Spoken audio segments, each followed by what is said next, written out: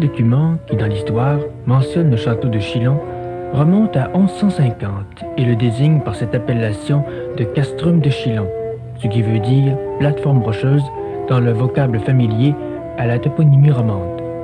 Le château est alors placé sous le contrôle du comte de Maurienne, Humbert III. Le château, selon certains, lui donne une origine antérieure au XIIe siècle, sans préciser davantage. Il semblerait avoir appartenu auparavant aux évêques de Sion, mais en vertu de quel accord et de quelle pression a-t-il passé aux mains de l'énergique dynastie des comtes de Savoie? Nul ne le sait.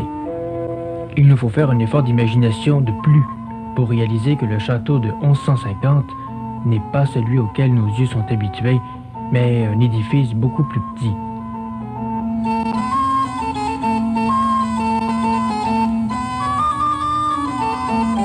En cette époque, Chillon verrouille la route de circulation internationale qui, par le Grand Saint-Bernard, relie l'Italie au pays transalpin. La route conduit à Rome tant de pèlerins. Thomas Ier et Amédée IV ont souvent séjourné à Chillon, mais le prince dont le souvenir s'attache le plus étroitement aux pierres du château, à tel point que l'on se borne à dire que le château n'a eu qu'un comte. C'est le comte Pierre. Albert Naef est catégorique. Dans son essence, le Chillon d'aujourd'hui est encore toujours le Chillon du comte Pierre.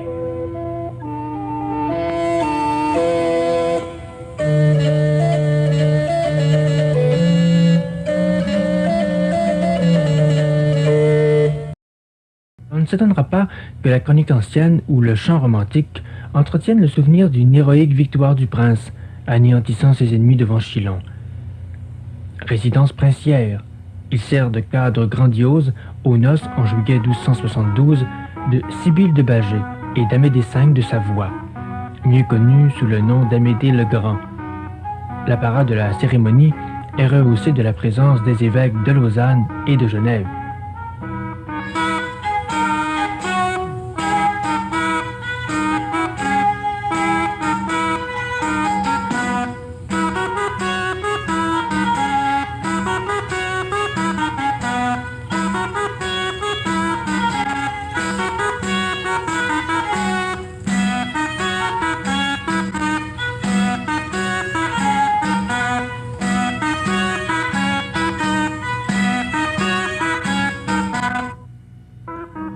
Un élément essentiel de la force offensive et défensive de Chillon repose sur la présence à proximité immédiate. L'arsenal et les installations de Radoux sont à Villeneuve de la flottille de guerre savoyarde. Celle-ci assure le ravitaillement de la place forte, même s'il lui arrivait d'être bloqué par terre. La période de la seconde moitié du XIVe siècle est plus terne dans l'histoire de Chillon, car les comtes de Savoie n'y viennent plus guère résider. Alors que tous auparavant, Philippe, Amédée V, Édouard, Aymon y ont fait des séjours plus ou moins prolongés. Au XVe siècle apparaît encore une page grandiose, forte et illuminée. Amédée VIII, devenu le pape Félix V, vient s'installer à Chillon en 1442 avec toute sa cour, ce qui ne manquera pas de susciter l'admiration et l'envie de tous. Ne taisons pas cependant le rôle de centre judiciaire tenu par Chillon, aussi bien au Moyen-Âge qu'à l'époque bernoise.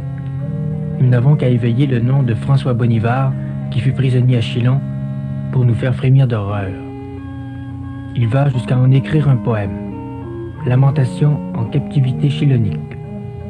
Le prieur de Saint-Victor, ce lettré qui n'a pas la vocation religieuse et chante la jolie fille qui lui apparaît en chemise ouverte à la fenêtre, est donc enfermé dans la forteresse. Voilà l'origine de la terrible histoire du sillon, creusé dans la roche par les pieds du prisonnier, tout autour du pilier qui l'entraînait dans un épouvantable souterrain.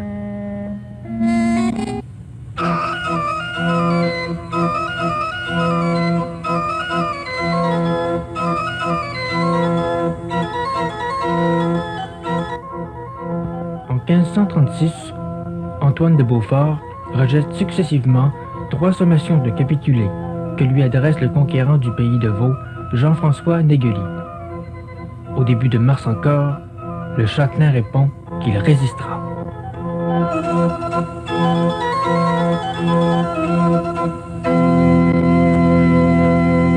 Nigeli profite alors d'un instant de faiblesse et le 27 mars 1536, commandant une armée de quelques 1500 hommes, il investit le château.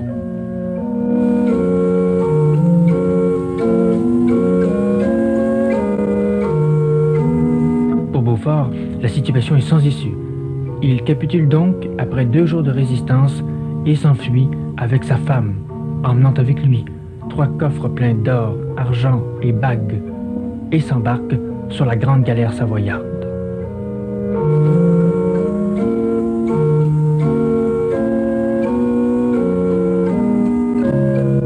Pourtant, les Bernois ont délivré Bonivard, qui regagne Genève par bateau. La tranquillité revint rapidement. Même s'ils entretiennent très soigneusement leur château et si les salles y sont confortables, les baillis s'ennuient à Chilon. Nous atteignons une époque où la vie de société a pris une grande importance. En 1733, le bailli va s'installer à Vevey et la transformation en un vaste grenier d'État guette Chilon. Les révolutionnaires, cependant, lui fait jouer le rôle de prison politique. Entre-temps, s'est déroulée la révolution vaudoise qui incita les patriotes à prendre possession de Chilon sans qu'ait lieu le moindre fait d'armes glorieux que semble pourtant suggérer la grandiloquence du style révolutionnaire. En contemplant ce donjon antique, les gens du château ne pouvaient oublier que leurs pères et eux-mêmes eurent tant à souffrir.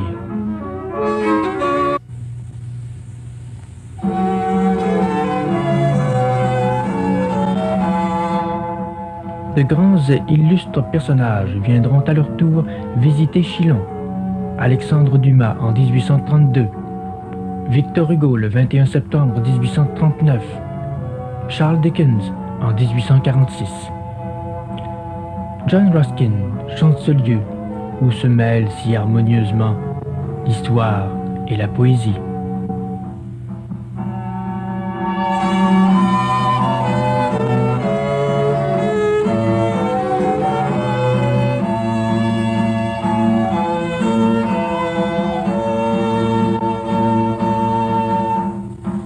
Dans la seconde moitié du XIXe siècle, la vénérable forteresse n'est pas encore à l'abri de toute atteinte.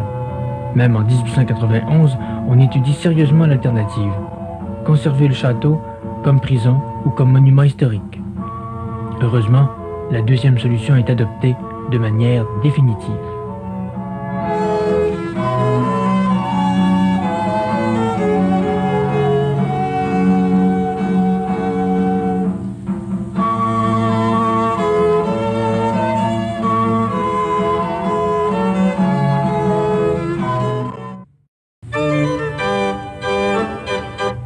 Chilon a miraculeusement traversé les âges. On peut dire qu'il est un symbole. Malgré les bouleversements de l'histoire qui arrivèrent jusqu'à ses murs, il demeure debout. Pensons par exemple à 1536 ou à 1798, alors que la tragédie s'est éloignée. Depuis ce temps, des cœurs sages en ont pris soin pour le conserver et l'épargner jusqu'à la fin des siècles.